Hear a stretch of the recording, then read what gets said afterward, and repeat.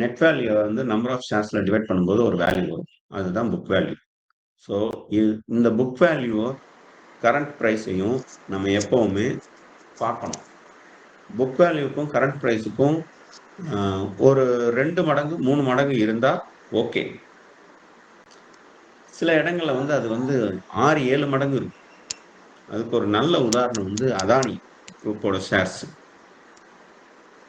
அந்த அளவுக்கு இருந்துச்சுன்னு வச்சுக்கோங்களேன், நம்ம யோசிக்கணும். இந்த ஷேர்ஸ் எல்லாம் வாங்குறதுக்கு ரொம்பவே யோசிக்கணும். இந்த புக் வேல்யூன்றது இன்னைக்கான வேல்யூ. இந்த கரண்ட் பிரைஸ்ன்றது ஃபியூச்சர்ல இந்த மார்க்கெட் வந்து அதை நோக்கி போகுது. ஐ மீன் இவங்க நல்ல வளர்ச்சியை நோக்கி போறாங்கன்ற அந்த எதிர்கால மதிப்பு. எதிர்கால மதிப்பை தான் நம்ம வாங்குறோம். ஓகேங்களா? ஸோ அப்ப இந்த புக் வேல்யூக்கு பக்கத்துல இருக்கிற ஷேர்ஸ் அதே நல்ல கம்பெனியா இருந்துச்சு அப்படின்னா நீங்க வாங்கலாம். இப்போ நம்ம எஸ்பிஐ பேங்க் வந்து எனக்கு இதுல பாத்தீங்க அப்படின்னா இங்க பாருங்க, இதுல வந்து 3 மடங்கு அதிகமா இருக்கு. 519 இருந்து 1531ன்றது கிட்டத்தட்ட 3 மடங்கு. இது வந்து பிபி ரேஷியோன்னு ஒண்ணு இருக்கு. அந்த பிபி ரேஷியோஸ்ல பாத்தீங்க அப்படின்னா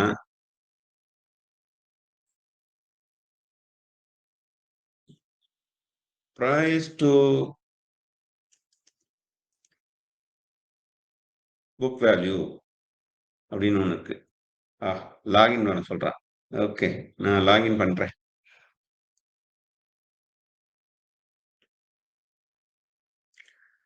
ஏன்னா நமக்கு இன்னும் நம்ம டீட்டெயில்டா பார்க்கணும்ல. ஸோ அதே ஹெச்டிஎஃப்சிக்கு வரேன். ஸோ இந்த இடத்துல நான் என்ன சொல்றேன்னா ப்ரைஸ் டு புக் வேல்யூ அப்படின்றத நான் தேடுறேன். இது எவ்வளவு இருக்குன்னு பாருங்க, 2.94. இந்த 2.94 அப்படின்றது எப்படி வந்துச்சு பண்ண முடியுமா? ஸ்கிரீன் ஷேர் பண்ணிட்டு தானே இருக்கேன். இல்லை, தெரியல சார். மத்தவங்களுக்கு தெரியுதுங்களா? இல்ல தெரியும் சார், தெரியும் சார். அவருக்கு டெக்னிக்கல் இஷ்யூ வரும். எல்லாத்துக்கும் தெரியுது சார், நல்லாவே தெரியுது சார். மத்தவங்களுக்கு தெரியுது. நீங்க ஒரு தடவை வெளில போயிட்டு அப்படி உள்ள வந்தீங்கன்னு வச்சுக்கோங்களேன், கண்டிப்பா தெரியும். கரண்ட் பிரைஸ் இருக்கு இல்லையா 31, அதுல இருந்து இந்த 500 புக் வேல்யூ இருக்குல்ல, இதை வந்து டிவைட் பண்ணும்போது கிடைக்கிற வேல்யூ தான் இந்த பிரைஸ் டு புக் வேல்யூ அப்படின்னு சொல்லுவாங்க. 2.94. இந்த 2.94 எவ்வளவு இருந்தா நம்ம வாங்கலாம் அப்படின்றது ரொம்ப முக்கியம். உங்க எல்லாருக்குமே ஸ்கிரீன் தெரியுதா? தெரியுது சார். தெரியுது சார், விசிபிளா இருக்கு. Okay, fine. கொஞ்ச நேரத்துக்கு தெரியல சார். தெரியலையா? நான் ஒன்று பண்றேன், திரும்ப ஸ்டாப் பண்ணிட்டு ஸ்கிரீன் இன்னொரு தடவை ஷேர் பண்றேன்.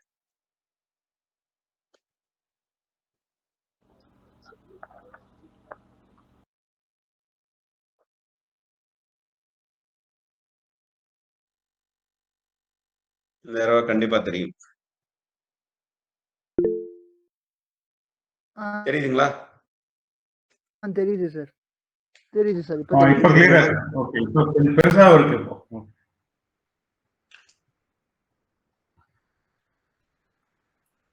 இப்ப ஸ்கிரீன் தெரியுதுங்களா? தெரியுது சார். தெரியுது சார், நல்லா தெரியுது. Okay, cool. இந்த கரண்ட் பிரைஸை வந்து புக் வேல்யூனால டிவைட் பண்ணும்போது இந்த 2.94 அப்படின்றது வருது. ஓகேங்களா? இந்த 2.94 எவ்வளவு இருந்தா ஸ்டாக்ஸை வாங்கலாம் அப்படின்னா 3க்குள்ள இருந்தா நல்ல ஸ்டாக்ஸ் தான். பெரிய கம்பெனியா இருந்தா, அதாவது லார்ஜ் கேப்ல இருக்கிற நல்ல கம்பெனியா இருந்தா 3க்குள்ள இருந்தா வாங்குங்க. இதுவே தானே மிட் கேப்னு வச்சுக்கோங்களேன், 2.5 இருக்குல்ல, 2.5ல கிடைச்சதுன்னா அது உண்மையிலேயே நல்ல ஷேர். கொஞ்சம் மியூட் பண்ணிக்கோங்க, தெரியலன்னா மட்டும் சொல்லுங்க, மற்றவங்களுக்கு இடைஞ்சல். ஓகேங்களா? Okay, thank you. இது வந்து லார்ஜ் கேப் ஷேர். ஸோ அதனால வந்து 2.94ன்றது நல்ல பிரைஸ். ஸோ இந்த பிரைஸ்ல வாங்கலாமா அப்படின்னு கேட்டீங்கன்னா தாராளமா வாங்கலாம். ரைட். இது ஒரு பேராமீட்டர், நம்ம வாங்குறதுக்கான பேராமீட்டர். அதுக்கு அடுத்த பேராமீட்டர் பாருங்க, ஹை லோ. அதாவது லாஸ்ட் 52 வீக்ஸ், அதாவது 52 வாரங்களோட ஹை அண்ட் லோ. கொஞ்சம் மியூட் பண்ணிக்கிறீங்களா? மத்தவங்க மியூட் பண்ணிக்கோங்க.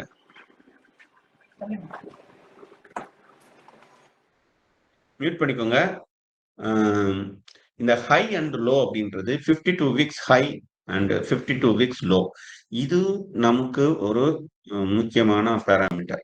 எப்படி அப்படின்னா,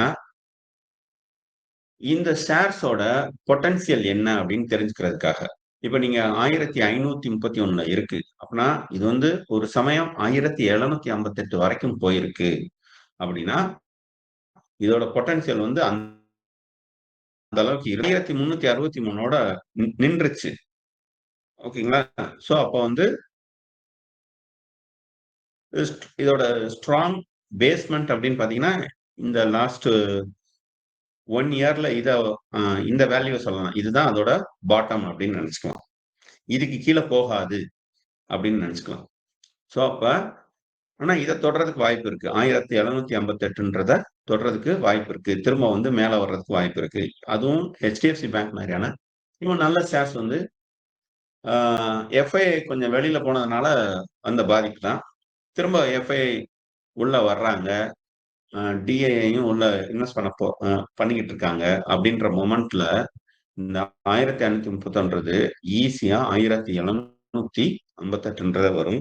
அப்போ ஒரு ஷேர்ஸ்ல வந்து கிட்டத்தட்ட உங்களுக்கு ஒரு 220 பாயிண்ட் சார் கிடைக்குது. ஃபாரின் இன்ஸ்டிடியூஷனல் இன்வெஸ்டர்ஸ், வெளிநாட்டு முதலீட்டாளர்கள். ஓகேங்களா? Okay, right. இப்போ வந்து இதுல இன்னொரு ரொம்ப முக்கியமான பாயிண்ட் பாருங்க. டிவிடெண்ட் ஈல்டு 1.28% வந்து டிவிடெண்ட் கொடுக்குறாங்க. இந்தியால மொத்தம் 3500 கம்பெனிக்கு மேல வந்து ஸ்டாக்ஸ் லிஸ்ட் பண்ணியிருந்தாலும் டிவிடெண்ட் கொடுக்கறது அப்படிங்களும் கொடுக்கறது இல்லை. டிவிடெண்ட் அப்படின்றது என்ன அப்படின்னா, வருஷம் வருஷம் ப்ராஃபிட்டை கால்குலேட் பண்ணி அந்த ப்ராஃபிட்ல இருந்து சம் பர்சன்டேஜ் வந்து தன்னோட ஷேர் ஹோல்டர்ஸுக்கு டிவிடெண்டா கொடுப்பாங்க. ஸோ இப்போ இது வரைக்கும் டிவிடெண்ட் இவங்க இந்த லாஸ்ட் 1 இயர்ல கொடுத்த டிவிடெண்டோட அளவுன்றது 1.28%.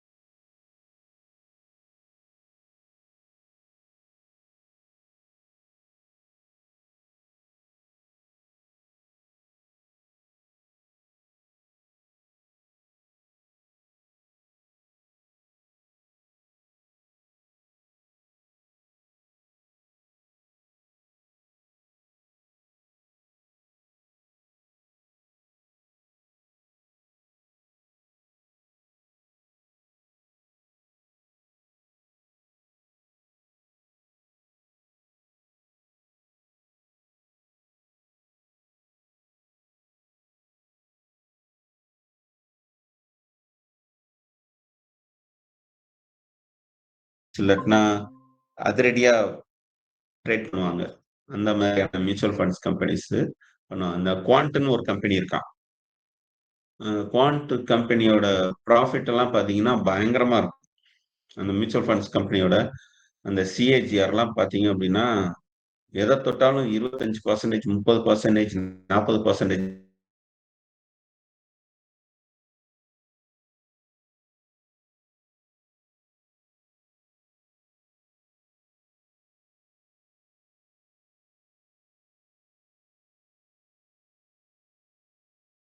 அந்த மாதிரியான ஸ்டாக்ஸ் ஐ மீன் ஃபண்ட் எல்லாம் நான் ரெக்கமெண்ட் பண்றதே கிடையாது. ஏன்னா அதெல்லாம் விழுந்துச்சு அப்படின்னா இப்படியே தானே சீட்டு கட்டு மாதிரி விழுந்தும். இந்த அதானி அதாவது ஓவர் வேல்யூடு ஸ்டாக்ஸ். இந்த ஓவர் வேல்யூடுன்றதை நம்ம எப்படி கண்டுபிடிக்கலாம் அப்படின்னா இந்த 2 பேராமீட்டர்ஸை வச்சு கண்டுபிடிக்கலாம். ஸ்டாக் பி இருக்குல்ல, இந்த பிஇ ரேஷியோ, இந்த பிஇ ரேஷியோ வச்சும் பிபி ரேஷியோன்னு சொல்லுவாங்க, இந்த பிரைஸ் டு புக் வேல்யூ அப்படின்றது, இதை வச்சு கண்டுபிடிக்கலாம். இது வந்து 3 மேல இருந்ததுன்னா அது ஓவர் வேல்யூடு தான். ஏன்னா 3ன்றது தான் ஓரளவுக்கு ரீசனபிளான நம்பர். அதுக்குள்ள இருந்துச்சுன்னா வாங்கலாம். 3க்கு மேல போகுதுன்னா ஓவர் வேல்யூ. இதுவுமே 20க்கு மேல போச்சுன்னா ஓவர் வேல்யூ. ஸோ அப்ப இந்த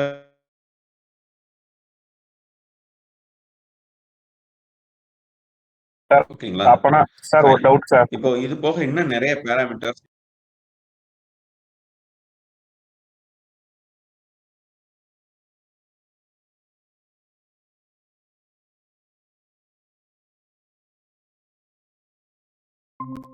ஆமா ஆமா ஆமா ஆமா ஓகே ரைட். அதான் அந்த பிபி ரேஷியோ அப்படின்றது, அந்த பிபி ரேஷியோன்றது 3க்குள்ள இருக்கணும். அண்ட் பிஇ ரேஷியோன்றது 20க்குள்ள சார் இருக்கணும். எல்லா 20க்குள்ள இருந்து சார் எல்லா செக்டருக்குமே அதுதானா சார்? தட் எல்லா இஸ் ஷேர்ஸுக்குமே அதுதான். அதான் மிட் கேப், ஸ்மால் கேப் எல்லாத்துக்குமே இதுதான். ஸ்மால் கேப்ல மிட் கேப்ல இன்னும் கூட நம்ம வந்து கவனமா இருக்கணும். இப்போ வந்து மிட் கேப் எடுத்துக்கிட்டீங்கன்னா நான் வந்து 2.5க்கு கீழே தான் நான் பார்ப்பேன். ஓகே வாங்குறதுனா உள்ள என்ட்ரி கொடுக்கறது வந்து 2.5க்கு கீழே இருக்கணும் பிபி ரேஷியோ அப்படின்றது. அதே மாதிரி இந்த ஓகே ஸ்டாக் பிஇ ரேஷியோ அப்படின்றது எனக்கு வந்து ஒரு 17, 16 இந்த ரேஞ்சில் இருந்தா நான் வாங்குவேன். அதுக்கு என்ன சொல்றது, அவன்லாம் வந்து 20 கிட்ட எல்லாம் போகணுன்றதை எதிர்பார்க்கவே மாட்டேன். 20னே எனக்கு வந்து ஓவர் ஸ்மால் கேப் வேல்யூ தான். Small cap sir. ஸ்மால் கேப்பை பொறுத்த வரைக்கும் பாத்தீங்கன்னா அவனுக்கு அவன் வேகமா வளரக்கூடிய ஆளு. அதனால வந்து அவனுக்கு வந்து ஓகே நீங்க தாராளமா பார்க்கலாம். அவனையுமே தானே நீங்க 3ல பார்க்கலாம். 3க்கு கீழேயே பார்க்கலாம். அவனுடைய வளர்ச்சின்றது ரொம்ப வேகமா இருக்கும். அதனால பெரும்பாலான நல்ல ஸ்மால் கேப் பார்த்தீங்க அப்படின்னு வச்சுக்கோங்களேன், புக் வேல்யூக்கும் கரண்ட் மார்க்கெட் ஓகே பிரைஸ்க்கும் பக்கத்துல தான் இருக்கும். BE ratio sir. நல்ல நல்ல ஸ்மால் கேப்லாம் பார்த்தீங்கன்னா ஒரு 1.5 2 இந்த ரேஞ்சில தான் ஓகே இருக்கும். நீங்க 2ல இருந்ததுன்னா தாராளமா உள்ள போலாம். ஸ்மால் கேப்ல வந்து 2 இருந்துச்சுன்னா ஓகே பிபி ஓகே. ரேஷியோ வந்து 2 பிஇ பாயிண்ட் ரேஷியோ சார். இருந்ததுன்னா தாராளமா போகலாம். பிவி ரேஷியோ ஓகே வந்து 15 இருந்துச்சுன்னா போகலாம். ஓகே, நம்ம இன்னும் நிறைய இருக்கு. சார் 15 நம்ம அதை பத்தி ஒரே பேசணும். Doubt sir. இந்த டிவிடெண்ட் ஈல்டு வந்து 1.28% இருக்கு. பெர்சன்டேஜ் வந்து எதுக்கு சார் இந்த பெர்சன்டேஜ்? எந்த வேல்யூக்கு? இது போனஸ்ங்க. இது வந்து எல்லா கம்பெனிக்கும் கொடுக்க மாட்டான். ஓகே. இது போனஸ். அது அந்த பெர்சன்டேஜ் வந்து எதோட வேல்யூக்கு சார்? இப்போ பெர்சன்டேஜ்னாலே நம்ம ஒரு வேல்யூ இது வச்சு வந்து தானே. அவங்க கம்பெனி, அதாவது இது எதோட வேல்யூ அப்படின்னா அவன் வந்து மார்க்கெட் பிரைஸோட வேல்யூ தான் சொல்லுவாங்க. ஓகே, அதாவது இப்ப நீங்க 1530 வாங்கிருக்கீங்கல்ல,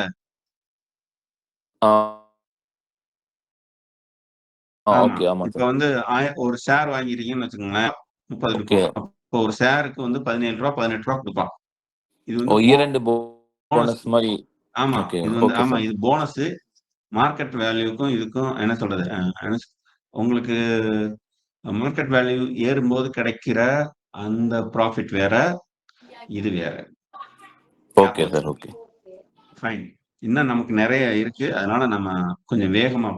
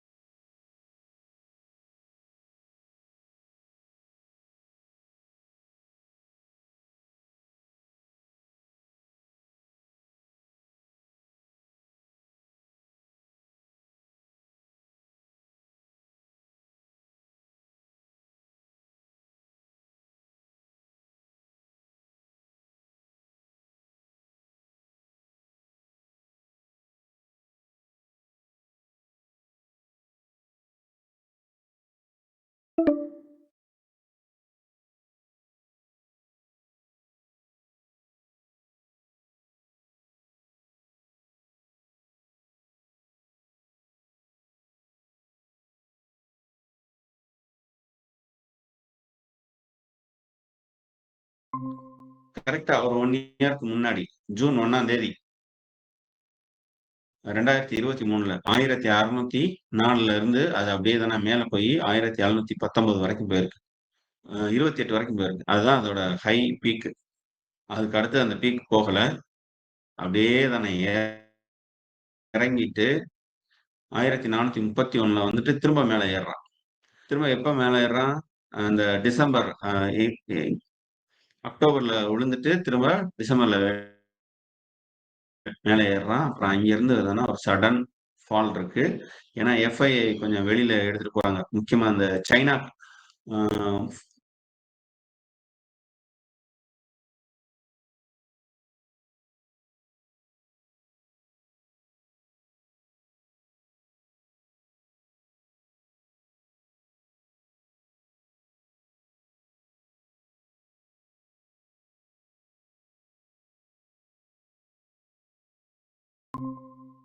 பாத்தீங்க அப்படின்னா நமக்கு வந்து 1514ல இருக்கு. இந்த இடத்துல நம்ம என்ட்ரி கொடுக்கறதுன்றது நல்லது. நான் இந்த ஸ்டேஜ் வரும்போது கொஞ்சம் ஸ்டாக்ஸ் வாங்கி போட்டேன் ஹெச்டிஎஃப்சில. அது நல்ல ப்ராஃபிட்ல நிக்குது. இது மாதிரி ஒரு நல்ல ஸ்டாக்ஸ் வந்து ஆஹ், அதுக்கான அந்த பாட்டம் வரும்போது நீங்க வாங்கி போடுறதுன்றது நல்லது. வாங்கி போட்டுட்டு அதோட பழைய விலை இருக்குல்ல, அது பழைய விலைன்றது இந்த 1700 அது வரும்போது வெளியில வந்துடலாம்.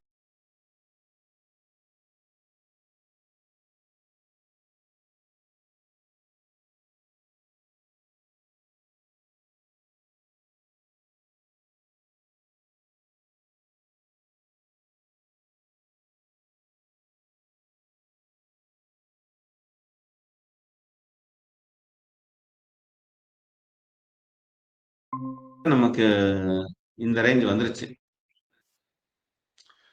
275 வரல, ஒரு 18% கிட்ட இப்ப ரிட்டர்ன்ஸ் வந்திருக்கு. இதுவே தானே 1700 போச்சுன்னு வச்சுக்கோங்களேன். 1300க்கும் 1700க்கும் உள்ள வித்தியாசம் கிட்டத்தட்ட ஒரு 400 பாயிண்ட், ஒரு 35% ஈஸியா கிடைக்கும். ஸோ இதெல்லாம் வந்து நல்ல ஸ்டாக்ஸ்ல நமக்கு கிடைக்கிற ஈல்டு. இந்த மாதிரியான நல்ல ஸ்டாக்ஸ் வந்து கீழே விழுகும்போது தாராளமா நீங்க வாங்கி போடலாம்.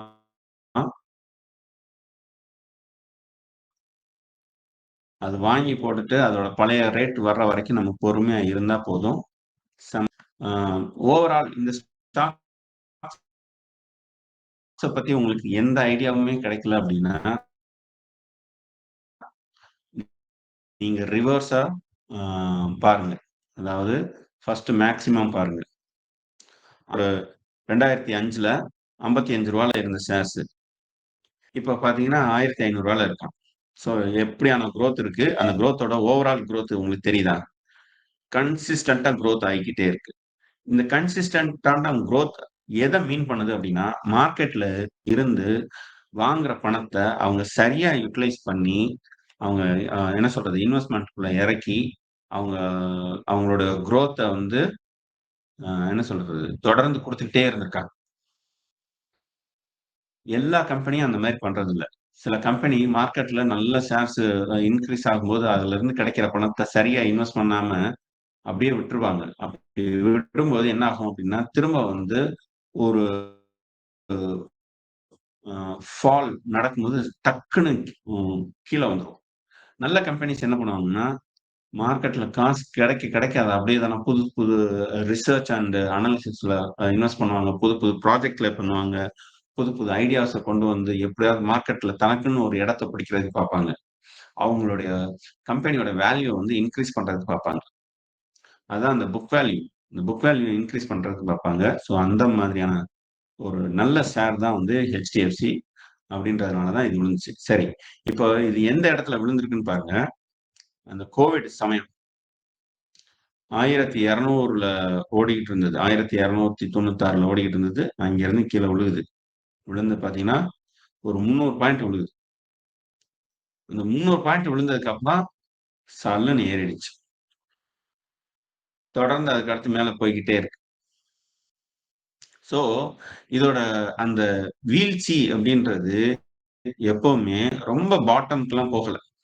சில ஷேர்ஸ் எல்லாமே பார்த்தீங்கன்னா, கோவிட்ல 50% கீழ உடைச்சு போயிட்டு இருந்தது. 50% ஏன் நம்ம யாரு? அதானி குரூப் ஒரு ஹிண்டன்பர்க் ரிப்போர்ட் வந்தப்ப 50% எல்லாத்தையும் உடைச்சு கீழ போயிடுச்சு. கிட்டத்தட்ட ஒரு 55, 60% எல்லாம் கீழ விழுந்துச்சு. அந்த மாதிரி விழுந்துட்டுல வந்தாங்க. ஆனா இங்க இவன் பார்த்தீங்க அப்படின்னா, வேர்ல்டு வைடான ஒரு கோவிட் மாதிரியான ஒரு சூழல்ல கூட ஒரு அங்கிருந்து ஒரு என்ன சொல்றது? ஒரு 30-40% மேல போகல. திரும்ப அப்படியே தானே மேல வந்துடுறான். ஸோ இது வந்து அந்த ஸ்டாக்ஸ் மேல நமக்கு ஒரு நம்பிக்கைய கொண்டு வருது. லாஸ்ட் 10 இயர்ஸ் அண்ட் 5 இயர்ஸ் அதோட ரிப்போர்ட்ஸ் எல்லாம் பார்த்தீங்கன்னா, தொடர்ச்சியா நல்லா கன்சிஸ்டன்ட்டா பெர்ஃபார்ம் பண்றாங்க. இந்த 1 இயர் பெர்ஃபார்மன்ஸ் அப்படின்றது தான் இப்போ கொஞ்சம் வீக் ஆகியிருக்கு. ஆனா இவங்கள இந்த ஸ்டாக்ஸ்ல பாட்டம்ல நல்ல பிரைஸ் கிடைக்கும்போது, இப்ப 1 இயர்ல பார்த்தீங்க அப்படின்னா, பாட்டம்ல ஒரு நல்ல பிரைஸ் இது 1300 சில்லற அப்படின்றது நல்ல பிரைஸ். ஸோ அப்படி வரும்போது வாங்கி போட்டோம்னா, ஒரு 30-40% ஈஸியா மேல வந்துரும். இந்த ஷேர்ஸ் எல்லாமே பார்த்தீங்க அப்படின்னா, இன்னும் ஒரு 2 வருஷத்துல பாருங்க, 2000 தொட்டுட்டு நிப்பான். ஸோ அந்த அளவுக்கான குரோத் இருக்கிற ஒரு ஷேர்ஸ். ஓகே. அதுக்கு கீழ இந்த ப்ரோஸ் அண்ட் கான்ஸ் குடுத்துருக்காங்க. இது எல்லாருமே நம்ம படிக்கணும். இப்போ ப்ரோஸ்ல என்னெல்லாம் சொல்றான் பாருங்க. Company is expected to give good quarter. HDFC பொறுத்தவரைக்கும் எவ்ரி குவார்ட்டர் ரிசல்ட் வந்து பாசிட்டிவாவே குடுத்துக்கிட்டே இருப்பாங்க. தொடர்ச்சியா. அதே மாரி நெகட்டிவா வந்து இதுவரைக்கும் ஒரு குவார்ட்டர் கூட நெகட்டிவா குடுத்ததில்ல. ஈவன் அந்த ஒரு குவார்ட்டர் கூட பாசிட்டிவ்ல போயிடுச்சு. எந்த குவார்ட்டர் அப்படின்னா, கோவிட் வந்தப்ப. ஓவராலா இந்த பிப்ரவரி மாசம் தான் விழுந்துச்சு. மார்ச்ல கீழ விழுந்துட்டு ஏப்ரல்ல மேல ஏறிட்டான் இல்லையா? ஸோ மார்ச் 1 மாசம் தான் விழுந்துச்சு. அப்ப கூட அவனோட புக் வேல்யூ வந்து பாசிட்டிவ்ல தான் இருந்தது. மார்க்கெட் வேல்யூ தான் கீழ விழுந்துச்சே ஒழிய, புக் வேல்யூல எந்த சேதாரமும் இல்ல. ஸோ அதனால தான் அவங்க சொல்றாங்க, company is expected to give good quarter result. Company has delivered good profit growth of 23.5%. Last 5 வருஷத்துல 23.5% காம்பவுண்ட் ஆனுவல் growth ரிட்டர்ன் கொடுத்திருக்காங்க. கூட்டு வட்டி. இது வந்து சிம்பிள் இன்ட்ரெஸ்ட் கிடையாது. இந்த கூட்டு வட்டி லாஸ்ட் 5 இயர்ஸ்ல 23% கொடுத்திருந்தாங்க அப்படின்னா, அதோட growth எப்படி இருக்கும் அப்படின்னா 100% மேல இருக்கும். அதாவது டபுள் ஆயிருக்கும். 5 வருஷத்துல அந்த ஸ்டாக் வந்து டபுள் ஆயிருக்கும். இதே தானா ஒரு 10 இயர்ஸ்ல இன்னும் அது வந்து டபுள் ஆகும். கிட்டத்தட்ட உங்களுக்கு ஒரு 300% growth வந்து கொடுத்திருப்பான். ஸோ அந்த மாதிரி ஒரு ஹை ரிட்டர்ன்ஸ் கொடுக்கிற ஒரு ஷேர்ஸா இது இருந்திருக்கு. அதுக்கு அடுத்து பார்த்தீங்கன்னா, company has maintaining a healthy dividend pay out 22.9%. Dividend yield வந்து அவங்க தொடர்ந்து கொடுத்துக்கிட்டே இருக்காங்க. இதுவரைக்கும் கொடுத்ததுல பார்த்தீங்கன்னா 22.9% வந்து அவங்க பே அவுட் கொடுத்துக்கிட்டே இருந்திருக்காங்க. எந்த கம்பெனியும் இந்த டிவிடெண்ட் பே அவுட் கொடுத்ததா நம்ம பார்க்கவே முடியாது. ஒரு சில கம்பெனி இன்ஃபோசிஸ் டிவிடெண்ட் கொடுப்பான், இவன் வந்து டிவிடெண்ட் கொடுப்பான். இந்த மாதிரியான கம்பெனிகள் லாங் டர்மா வாங்கி போடுறதுக்கு HDFC வந்து ஒரு நல்ல ஷேர்ஸ். அதே மாதிரி இந்த கம்பெனி பாருங்க, கம்பெனி மீடியன் சேல்ஸ் growth வந்து 60.4 in last 10 years. Every year அவனோட சேல்ஸ் growth வந்து 16% இன்க்ரீஸ் ஆகிக்கிட்டே இருக்கு 10 இயர்ஸ்ல. ஸோ அப்போ வந்து கன்சிஸ்டண்டா growth இருந்துகிட்டே இருக்கிறதுனால தான் மியூச்சுவல் ஃபண்ட்ஸ் கம்பெனிஸ் எல்லா கம்பெனிஸுமே பார்த்தீங்க அப்படின்னா, அவனோட லார்ஜ் கேப்ல இவனோட ஷேர்ஸ் கண்டிப்பா இருக்கும். நீங்க வந்து எந்த ஒரு கம்பெனியோட லார்ஜ் கேப் ஃபண்டு இல்லாட்டினா ப்ளூ சிப் ஃபண்டு இதுல போய் பாருங்க, HDFC தான் டாப்ல இருக்கு. ஏன்னா HDFCயோட growth அப்படின்றது கன்சிஸ்டண்டா கொடுத்துக்கிட்டே இருக்கு அப்படின்றதுனால. இங்க பாருங்க, கான்ஸ்ல அவன் என்ன சொல்றான் பாருங்க, 2.94 டைம்ஸ் இதோட புக் வேல்யூவை விட இது வந்து ரொம்ப ஜாஸ்தியா இருக்கு. நான் தான் சொன்னேன் இல்லையா, அந்த பிபி ரேஷியோஸ். அவன் என்ன சொல்றான், அது வந்து என்ன சொல்றது, புக் வேல்யூ விட ரொம்ப ஜாஸ்தியா போயிடும். அந்த புக் வேல்யூக்கும் இதுக்கும் அந்த ஜாஸ்தியா இருக்கு அப்படின்னு சொல்றான். பட் நான் என்ன சொல்வேன் அப்படின்னா, இது மாதிரியான பெரிய கம்பெனி, லார்ஜ் கேப் கம்பெனி 2.94க்கு கீழ இருக்கிறதுன்றது நல்ல வேலை தான். இதுவே தானா ஒரு சின்ன கம்பெனியா இருந்ததுன்னா, இந்த புக் வேல்யூன்றது ஓவர் வேல்யூன்னு நம்ம சொல்லலாம். ஆனா பெரிய கம்பெனிஸ் வந்து 2.9 பக்கத்துல இருக்கிறது ஓகே தான். வாங்குற மாதிரியான ஒரு நல்ல பிரைஸ் தான். Company has low interest coverage ratio. இது வந்து பாத்தீங்கன்னா, ஆ இவங்க இந்த கம்பெனிஸ்ல இப்போ ரீசென்ட்டா அந்த என்ன சொல்றது? ட்ரேடிங் நடக்கிற அந்த என்ன சொல்றது? ஓப்பன் இன்ட்ரெஸ்ட் அப்படின்னு சொல்லுவாங்க. நீங்க நினைக்கிற மாதிரி ஆம், இது வந்து வட்டி இல்ல. வட்டி அவன் மீன் பண்ணல. ஓப்பன் இன்ட்ரெஸ்ட் அப்படின்றது அந்த ஷேர்ஸ வாங்குறதுக்கான விருப்பம் இருக்குல்ல. அது எத்தனை பேர்ட்ட அந்த பிட்டிங் அண்ட் ஆஸ்க்ன்னு சொல்லுவாங்கல்ல. அதுதான். அது எவ்வளவு இருக்கு அப்படின்றத பார்க்கையில, அ அது ரொம்ப கம்மியா இருக்கு. ஏன்னா, இப்ப ரீசென்ட் காலத்துல வந்து இதோட ஃப்ளக்சுவேஷன்ஸ் இருக்கிறதுனால, அது வந்து அந்த ஓப்பன் இன்ட்ரெஸ்ட்ன்றது ரேஷியோன்றது ரொம்ப கம்மியா இருக்கு அப்படின்றாங்க. Tax rate seems low. இதெல்லாம் ஒரு காரணமே கிடையாது. ஆனா, எதையாவது சொல்லணுமேன்றதுக்காக அவன் அப்படி சொல்றான். கான்டிஜென்ட் லயபிலிட்டீஸ் ஆஃப் 18 crores வந்து லயபிலிட்டீஸ் இருக்கு. இது இன்னும் அடுத்த கட்ட காமெடின்னு நான் சொல்லுவேன். ஏன் அப்படின்னா, இவன் யாரு? பேங்க். பேங்க் என்ன பண்ணணும்? பேங்க் வந்து கடன் வாங்கணும், கடன் குடுக்கணும். 2மே பண்ணணும். யார்கிட்ட இருந்து கடன் வாங்கணும்? ஆர்பிஐட்ட இருந்து கடன் வாங்கணும். ஆர்பிஐட்ட இருந்து ரெப்போ ரேட் எவ்வளவு வாங்கணும்? 6 புள்ளி இப்ப எவ்வளவு இருக்கு அப்படின்னா, ஒரு 6% இருக்கு. அ அந்த பெர்சன்டேஜ்க்கு கடன் வாங்கணும். யாருக்கு குடுக்கணும்? மக்களுக்கு, பொதுமக்களுக்கு. அவங்களுக்கு குடுக்கும்போது எத்தன பெர்சன்டேஜ்ல குடுப்பாங்க? 15%, 12%, 8% இப்படி குடுப்பாங்க. சோ, இந்த லயபிலிட்டீஸ தான் சொல்றாங்க. ஆனா எனக்கு அ HDFCய பொறுத்தவரைக்கும், இது அவங்களுடைய நேச்சர் ஆஃப் பிசினஸ் அப்படின்றதுனால இந்த லயபிலிட்டீஸ்ன்றது ஒரு பெரிய விஷயம் இல்ல. இதுவே வோடாஃபோன் எடுத்துக்குவோமே, வோடாஃபோனோட லயபிலிட்டீஸும் பாத்தீங்கன்னா ரொம்ப ஜாஸ்தியா இருக்கும். ஆனால் அது வந்து ஒரு பிரச்சனையே இல்ல. என்ன சொல்றது? அ அ அ அதுதான் பெரிய பிரச்சனை. இது பிரச்சனை இல்ல. வோடாஃபோனோட கடன் பார்த்தீங்க அப்டின்னா, அவன் வந்து அ திருப்பி கொடுக்காத கடன்கள், இல்லாட்டினா அந்த கடனோட அ குரோத் அப்டின்றது ரொம்ப பெரிய ஒரு நம்பரா இருக்கும். அது ரொம்ப கவனிக்க வேண்டிய விஷயம். பட் இது வந்து இவனோட நேச்சர் ஆஃப் பிசினஸ் அப்டின்றதுனால இது ஒரு பெரிய விஷயம் இல்ல. Earnings include and other income வந்து 1,24 crores. இது வந்து ஆக்சுவலா க்ரோஸ்ல சேர்த்திருக்கணும். ஆனா கான்ஸ்ல சேர்த்து வச்சிருக்காங்க. இவங்களோட ஏர்னிங்ஸ் பார்த்தீங்க அப்டின்னா, எல்லாத்தையும் சேர்த்து 1,24,000 கோடி வந்திருக்கு அப்டின்னு சொல்லிட்டு ஆம் சொல்றாங்க. என்னைய கேட்டீங்கன்னா, இது வந்து பாசிட்டிவான ஒரு விஷயம் தான். அ எக்கானமி இவ்வளவு ஃப்ளக்சுவேட்டா இருந்த காலத்துல கூட, அவன் வந்து நல்லா ப்ராஃபிட் கொண்டு வந்துகிட்டு இருக்கான். இவன் என்ன சொல்றான் அப்டின்னா, இதுக்கு முன்னாடி இருந்தத விட இப்ப வந்து கம்மியா குடுத்துருக்கான் அப்டின்னு சொல்றான். ஓகே. இப்போ இதோட பியர் கம்பேரிசன்ன்றது என்ன அப்டின்னா, இதே இண்டஸ்ட்ரியில இவனுக்கு காம்படிட்டரா யாரெல்லாம் இருக்கானோ, அவன் யாரு? அவனுக்கும் இவனுக்கும் உள்ள வித்தியாசம் என்ன? அப்படின்றத பார்க்கிறது தான் இந்த பியர் கம்பேரிசன்ஸ். இந்த பியர் கம்பேரிசன்ல நீங்க பார்க்கிறது எல்லாமே HDFC bank, ICICI bank, axis bank இதெல்லாம் வந்து பிரைவேட் பேங்க். இந்த பிரைவேட் பேங்க்ல டாப் லீடரா இருக்கிறவன் யாருன்னு பார்த்தீங்க அப்படின்னா, HDFC பேங்க். இதுல பாருங்க. ICICI பேங்க் வந்து 3.59 இருக்கு. இதுதான் உண்மையிலேயே ஓவர் வேல்யூ. அதே மாரி எஸ் பேங்க பாருங்க. அவனோட BE ratio. Earnings a per share இருக்கு இல்லையா? அதுதான் அந்த பிஇ ரேஷியோன்றது.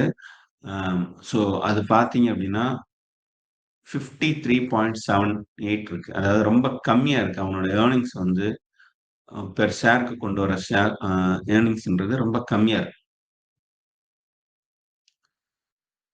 ஸோ 53.78ன்றது ஓவர் வேல்யூட்.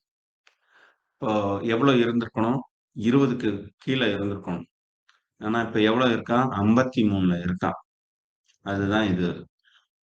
ஸோ இதோட ஐசிஐசிஐ பேங்கோட நம்ம 2வது இடத்துல இருக்கிற ஐசிஐசிஐ பேங்கோட மட்டும் நம்ம கம்பேர் பண்ணுவோம். அவனுக்கும் இவனுக்கும் உள்ள அந்த வித்தியாசம் அப்பதான் நமக்கு தெரியும். அவன் 7,87,000 கோடி வச்சிருக்கான். ஆனா இவன் எவ்வளவு பார்த்திருக்கான்? கிட்டத்தட்ட 11 லட்சம் இல்ல, சாரி, 11 லட்சம் தானா? ஆமா, 11,64,000. அவனை விட கிட்டத்தட்ட ஒரு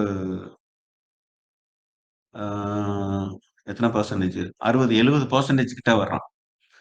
அந்த அளவுக்கு லீடரா அந்த இடத்துல இருக்கான். டிவிடெண்ட் ஈல்டு வந்து பாத்தீங்கன்னா 1.28 கொடுத்துருக்கான்.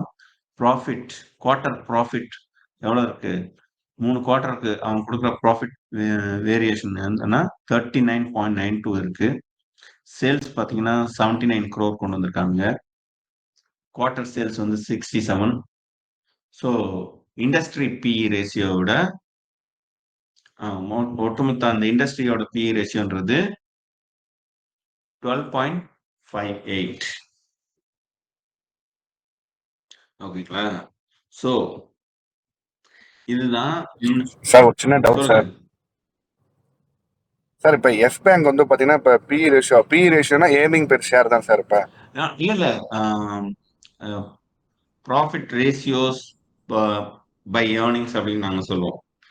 அதாவது ஒரு ஷேர்ஸ் அதோட மார்க்கெட் பிரைஸ் ஒன்று இருக்குல்ல, அது அது ஒரு சைடு வச்சுக்குவோம். அதனால அதை வந்து நம்ம எதால டிவைட் பண்றோம்னா அது வந்து அதோட கொண்டு வர ஏர்னிங்ஸ்னால டிவைட் பண்றோம். இப்ப இதை உங்களுக்கு இன்னும் சிம்பிளிஃபைடா உங்களுக்கு புரிய வைக்கிறேன். 100 ரூபாய் கொடுத்து ஒரு பொருள் வாங்குறீங்க. அந்த நீங்க வாங்குற பொருள் வந்து உங்களுக்கு எவ்வளவு ப்ராஃபிட் கொண்டு வரணும் அப்படின்றதுதான் இங்க விஷயம். 100 ரூபாய் கொடுத்து ஒரு பொருள் வாங்கி அந்த பொருள் வந்து ஒரு 150 ரூபாய் கொண்டு வந்துச்சுன்னா அது நல்ல ப்ராஃபிட் இல்லைங்களா? ஸோ 50 ரூபாய் உங்களுக்கு கொண்டு வருது. ஆனால் அதே 100 ரூபாய்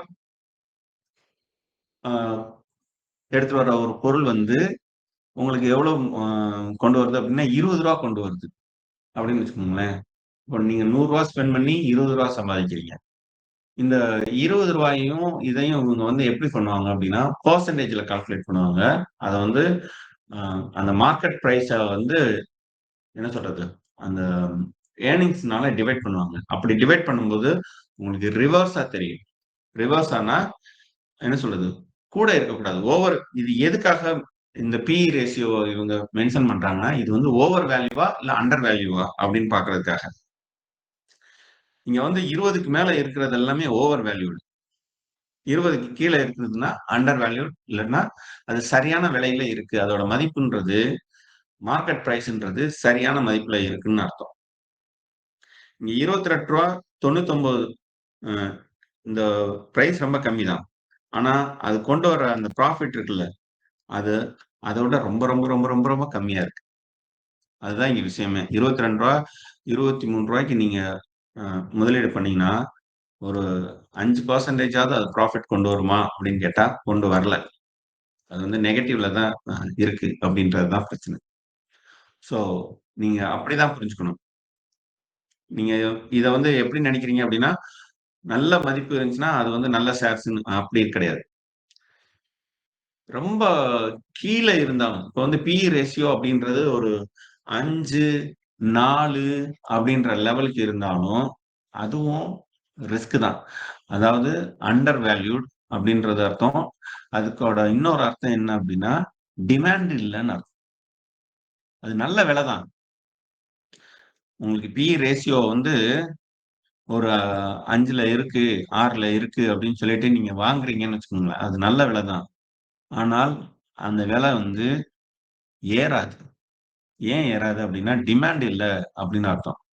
பொருள் நீங்க நல்ல விலைக்கு வாங்கினா கூட டிமாண்ட் இருக்கணும். டிமாண்ட் இருந்தா தான் நமக்கு ப்ராஃபிட் கிடைக்கும். ஸோ அதுதான் இங்க விஷயம். அடுத்து இந்த குவார்டர்லி ரிசல்ட் வருவோம்.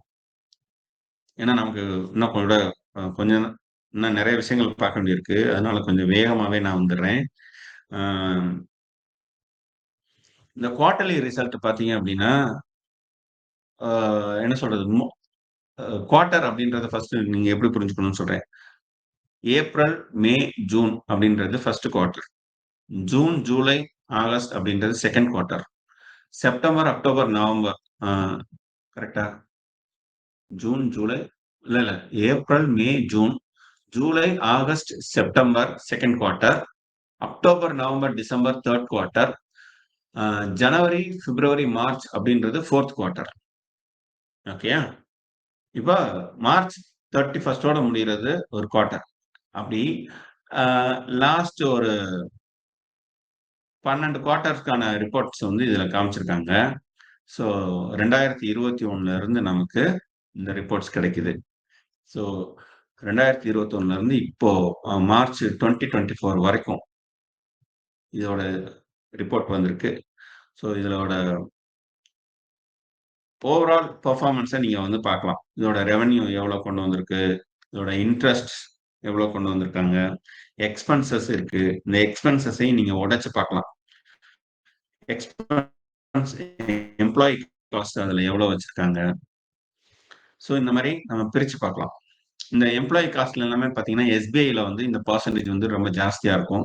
இந்த மாதிரியான பிரைவேட் கம்பெனி வந்து எம்ப்ளாயிஸோட அந்த காஸ்ட்ன்றது பர்சன்டேஜ்ன்றது ரொம்ப கம்மியா இருக்கும். ஏன்னா அவங்களுக்கு கவர்மெண்ட் எம்ப்ளாயி நாம்ஸ்க்கு ஏற்ற மாதிரி கொடுத்துருப்பாங்க. இவங்களுக்கு பிரைவேட்ன்றதுனால இதுல வந்து கொஞ்சம் கம்மியா தான் இருக்கும். ஸோ அதுக்கடுத்து ஃபினான்சியல் ப்ராஃபிட். இந்த ஃபினான்சிங் ப்ராஃபிட் அப்படின்றது என்ன சொல்றது, மார்க்கெட்ல இப்போ இவங்க நட்டத்துல இருக்கு அப்படின்றத நீங்க புரிஞ்சுக்க வேண்டாம். இது எப்படி புரிஞ்சுக்கலாம் அப்படின்னா, ரெவென்யூ வந்து இதோட எக்ஸ்பென்சஸ்னால எக்ஸ்பென்சஸையும் இன்ட்ரெஸ்டையும் கூட்டிட்டு அதுல இருந்து இந்த ரெவென்யூவை கழிக்கும் போது கிடைக்கிற அந்த பார்ட் தான் இது. ஆனா இங்க வந்து ஹெச்டிஎஃப்சி பேங்கை பொறுத்த வரைக்கும் இது வந்து ஒரு பெரிய விஷயமே கிடையாது. அவங்களுடைய ஒட்டுமொத்த குரோத்தோட கம்பேர் பண்ணும்போது ஒட்டுமொத்த வேல்யூவேஷன் வந்து கிட்டத்தட்ட 11 லட்சம் கோடி. அதோட கம்பேர் பண்ணும்போது இது வந்து ரொம்ப கம்மி தான். ஓகேங்களா? அதுக்கோசம் இவங்களோட அதர் இன்கம்னு பார்த்தீங்க அப்படின்னா 44,000 கோடி இருக்கும். அண்ட் டெப்ரிசியேஷன் பார்த்தீங்கன்னா ஒண்ணுமே கிடையாது. டெப்ரிசியேஷன்னா உங்களுக்கு தெரியும், ஒரு ஃபேக்டரின்னு ஒன்று இருக்கும். அந்த ஃபேக்டரிக்கு ஒரு டெப்ரிசியேஷன் கொடுத்துக்கிட்டே இருப்பாங்க. அந்த மாதிரி டெப்ரிசியேஷன் இதுல வந்து இவங்களுக்கு கிடையவே கிடையாது. ஏன்னா இவங்க full and full financial product அப்படின்றதுனால அந்த மாதிரி வச்சிருக்காங்க. ப்ராஃபிட் பிஃபோர் டேக்ஸ் 17,000 கோடி இந்த குவார்ட்டர்ல. டேக்ஸ் வந்து 1%, -1%ன்றாங்க. ஸோ இந்த தடவை டேக்ஸ் அவங்களுக்கு குறைஞ்சிருந்திருக்கு.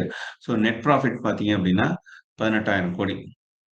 ஏர்னிங் பர் ஷேர், அதாவது ஒரு ஷேருக்கு இப்போ இவங்க கொண்டு வந்திருக்கிற அந்த ரேஷியோ இதுதான். நான் உங்களுக்கு அப்ப இந்த பிபி ரேஷியோவுக்கு பிஇ ரேஷியோவுக்கு நான் சொல்ல வந்தது என்னன்னா, இதை நீங்க பாருங்க. இபிஎஸ்ன்றதை தான் நீங்க பார்க்கணும். இபிஎஸ் எவ்வளவு இருக்கு அப்படின்னா, ஒரு ஷேருக்கு 23 ரூபா கொண்டு வந்திருக்கு. அப்போ 1,300 நீங்க வாங்கியிருக்கீங்க அப்படின்னா 1.2% ஆர் 1.5% வந்து ஓவரால் அது வந்து ப்ராஃபிட் வந்து கொண்டு வந்திருக்கு அப்படின்றது தான் அர்த்தம். ஸோ இது எல்லாமே பாசிட்டிவ்ல இருக்கா அப்படின்றது தான் மெயினா நீங்க பார்க்க வேண்டியது. நெட் ப்ராஃபிட் எவ்வளவு வந்திருக்கு அண்ட் வந்து இபிஎஸ் எவ்வளவு வந்திருக்கு, இதுதான் நீங்க பார்க்கணும். இதுக்கு மேல இருக்கிறது எல்லாமே கூட ஒண்ணுமே கிடையாது. அல்டிமேட்டா நம்ம இந்த இடம் தான். இந்த இடத்துல வந்து இதோட growth எப்படி இருக்கு அப்படின்னு பார்க்கணும். 8,000 கோடியில இருந்து அப்படியே தானே கொஞ்சம் கீழே இறங்கி அப்புறம் திரும்ப மேலே ஏறி அப்புறம் கீழே இறங்கி திரும்ப மேலே ஏறி இப்ப வந்து 18,000 கோடியில வந்து நிப்பாட்டியிருக்காங்க. ஸோ அது வந்து ஒரு நல்ல விஷயம்தான். இதை வந்து நீங்க டவுன்லோட் பண்ணி போய் பார்க்கறதா இருந்தாலும் போய் பார்த்துக்கலாம். இதுக்கு அடுத்து வந்து ப்ராஃபிட் அண்ட் லாஸ் ஸ்டேட்மெண்ட் கொடுத்துருக்காங்க. மேல இருந்த பார்த்த அதே தான். ஸோ அதனால இதுல வந்து ஒரு பெரிய டிஃபரன்ஸ்ன்றதை நீங்க பார்க்க வேண்டிய அவசியம் இருக்காது. இதுல வந்து ஸோ அதனால நம்ம இதை அப்படியே நான் ஸ்கிப் பண்ணிடுறேன். ஸ்கிப் பண்ணிட்டு கீழே வந்துடுறேன். இந்த விஷயத்த நம்ம பார்க்கலாம். அதாவது காம்பவுண்ட் சேல்ஸ் growth எவ்வளவு இருக்கு அப்படின்னு பாருங்க. லாஸ்ட் 10 இயர்ஸ்ல வந்து 21%. ஸோ 10 இயர்ஸா வந்து இவங்களோட growth அப்படின்றது வருஷம் வருஷம் ஒரு 21%க்கு மேலேயே ஓவரால் இருந்திருக்கு. ஸோ அதே மாதிரி மற்றதையும் பாருங்க. 5 இயர்ஸ் கொடுத்துருக்காங்க, 3 இயர்ஸ் கொடுத்துருக்காங்க. இந்த டிடிஎம்ன்றது இப்போ ரீசெண்டா இந்த வருஷத்துல இருந்து இப்போ ஆரம்பிச்சதுல இருந்து இப்போ வரைக்கும் எவ்வளவு பர்சன்டேஜ்ன்றது காமிச்சிருக்காங்க. ஸோ இது எல்லாமே வந்து வருஷம் 10 இயர்ஸ்லயும் சரி 5 இயர்ஸ்லயும் சரி கூட்டிக்கிட்டே தான் இருக்கு. ஸோ இது ஸ்டாக்கோட காம்பவுண்ட். இது வந்து அந்த கம்பெனியோட growth அப்படின்னா இது வந்து ஸ்டாக்கோட growth. ஸ்டாக்கோட growth பார்த்தீங்கன்னா 10 இயர்ஸ்ல வந்து 14%, 5 இயர்ஸ்ல வந்து கம்மியா இருந்திருக்கு. ஏன்னா இந்த லாஸ்ட் 3 இயர்ஸ்ல வந்து அவங்களுடைய ஃபிளக்சுவேஷன்ஸ் ரொம்ப ஜாஸ்தியா இருந்திருக்கு அப்படின்றதுனால இந்த மாதிரி இருக்கு. ஆனா 10 இயர்ஸ்ல இவங்களோட ரிப்போர்ட் அப்படின்றது 14% காம்பவுண்ட் ரிட்டர்ன்ஸ் அப்படின்றது கொடுத்துருக்கு. இந்த ஸ்டாக்ஸோட பிளஸ் எப்படி நான் பார்க்குறேன் அப்படின்னா லாங் டர்மா வாங்கி போடுறதுக்கு இது நல்ல ஸ்டாக்ஸ். அதனாலதான் மியூச்சுவல் ஃபண்ட்ஸ் கம்பெனிஸ் வந்து எப்பவுமே ஹெச்டிஎஃப்சி மேல லாங் டர்மா இன்வெஸ்ட் பண்றதுக்கு அவங்க பண்ணி வச்சிடறாங்க. பேலன்ஸ் ஷீட், இந்த பேலன்ஸ் ஷீட்டுமே வந்து பாத்தீங்கன்னா குவார்டர் பை குவார்டரா நமக்கு வந்துடும். ஸோ அந்த குவார்டர்ல வந்து ஓவரால் அவங்களுடைய கடன்கள் எவ்வளவு, லைபிலிட்டிஸ் எவ்வளவு, இது எல்லாமே தெரியும். அசட்ஸ் எவ்வளவு, ஸோ டோட்டல் அசட்ஸ் வந்து எவ்வளவு இருக்கு, இது எல்லாமே ஒரு பேலன்ஸ் ஷீட்ஸ் நம்ம பார்க்கலாம். ஸோ இந்த அக்கௌண்ட்ஸ் பார்க்குறவங்களுக்கு இது ஓரளவுக்கு புரிஞ்சிருக்கும். கிரெடிட் டெப்ட்னு சொல்லிட்டு ரெண்டா பிரிச்சிருப்பாங்க. ஒரு சைடு கிரெடிட் இருக்கும், ஒரு சைடு டெப்ட் இருக்கும். ரெண்டும் வந்து கரெக்டா இருக்கணும் அந்த நம்பர்ஸ். ஸோ அந்த கணக்கு தான் இது. ஸோ அடுத்து கேஷ் ஃப்ளோஸ் ரொம்ப பாருங்க. கேஷ் ஃப்ளோஸ் எப்பவுமே ஒரு கம்பெனிக்கு ரொம்ப முக்கியம். அதாவது கம்பெனிக்கு உள்ள வர்ற பணம் அண்ட் அது வந்து கடன்களா வரலாம், இல்ல ப்ராஃபிட்டா வரலாம், இல்ல இன்வெஸ்ட்மெண்ட்டா வரலாம். இப்படி பல வகையில வந்து கேஷ் ஃப்ளோ இருந்துகிட்டே இருக்கணும். ஓவரால் கேஷ் ஃப்ளோ வந்து பிளஸ்ல இருக்கா மைனஸ்ல இருக்கா அப்படின்றது மட்டும் பார்க்கணும். இப்ப பிளஸ்ல இருக்கு அப்படின்னா அது நல்ல கம்பெனி தான். ஆனா போன வருஷம் குவார்டரை விட இந்த குவார்டர் இல்லாட்டினா போன வருஷத்து இது வந்து ஆனுவல் ரிப்போர்ட் தான் இப்ப வந்திருக்கு. இப்ப ஆனுவல் ரிப்போர்ட்ல வந்து பாத்தீங்க அப்படின்னா போன வருஷம் 41,000 கோடி கேஷ் ஃப்ளோ இருந்திருக்கு. இந்த வருஷம் பாத்தீங்க அப்படின்னா 20,000 கோடி தான் இருந்திருக்கு. அதுல பாதி தான் வந்திருக்கு. ஸோ வந்து கீழே இறங்கி இருக்கு. இதோட இந்த ஷேர் எல்லாம் ஏன் விழுந்துச்சு அப்படின்னு கேட்டீங்க அப்படின்னா இந்த நான் நடுவுல சொன்ன மாதிரி ஃபாரின் இன்ஸ்டிடியூஷனல் இன்வெஸ்டர்ஸ் வந்து 10 வருஷம் 12 வருஷத்துக்கு முன்னாடி ஹெச்டிஎஃப்சில இன்வெஸ்ட் பண்ணியிருந்தாங்க. எந்த அளவுக்கு அப்படின்னா ஹெச்டிஎஃப்சி ஷேர்ஸோட 50% பாத்தீங்க அப்படின்னா எஃப்ஐஐ தான். அந்த அளவுக்கு அவங்களுடைய ஷேர் ஹோல்டிங் பேட்டர்ன்ல முக்கியமான இடத்துல வந்து ஃபாரின் இன்ஸ்டிடியூஷனல் இன்வெஸ்டர்ஸ் இருந்தாங்க. அப்போ வந்து நம்ம மியூச்சுவல் ஃபண்ட்ஸ் அதாவது டொமஸ்டிக் இன்ஸ்டிடியூஷன் இன்வெஸ்டர்ஸ் எல்லாம் பாத்தீங்க அப்படின்னா ரொம்ப கம்மியா இருந்தாங்க. ஸோ இப்போ அவங்க வந்து ப்ராஃபிட் புக் பண்ற நேரம், அதனால புக் பண்ணிட்டு வெளியில போறாங்க. முக்கியமா China based Hong Kong based companies எல்லாமே வெளியில போனாங்க. ஹெச்டி என்ன சொல்றது ஹாங்காங் சாங்காய் பிசின்னு நினைக்கிறேன். ஆமா, ஹெச்எஸ்பிசின்னு சொல்லிட்டு ஒரு பேங்க் எல்லாம் இருக்கும். அவங்க எல்லாமே கூட ஹெச்டிஎஃப்சில இன்வெஸ்ட் பண்ணியிருந்தாங்க. ஸோ அவங்கெல்லாம் அவங்களுடைய ப்ராஃபிட்டை புக் பண்ணிட்டு வெளியில போன அந்த ஒரு காரணங்கள் தான் வந்து இது விழுகிறதுக்கான மெயினான ரீசன். ஸோ இது வந்து பாத்தீங்க அப்படின்னா ஷேர் ஹோல்டிங் பேட்டர்ன். இந்த ஷேர் ஹோல்டிங் பேட்டர்ன் ரொம்ப முக்கியம். இப்போ நான் சொன்னேன் இல்லையா, ஒரு காலத்துல வந்து எஃப்ஐஐ வந்து 50% மேல இருந்தாங்க அப்படின்ட்டு. அதுதான் இங்க பாத்தீங்கன்னா உங்களுக்கு தெரியும் 52.13% செப்டம்பர் மாசம் இருந்தாங்க. இப்ப பாத்தீங்க அப்படின்னா படிப்படியா குறைஞ்சு 47 வெளியில போனதுக்கான அறிகுறி அப்படின்றது இதுதான். இப்ப பாத்தீங்கன்னா 47.83% வந்திருக்காங்க.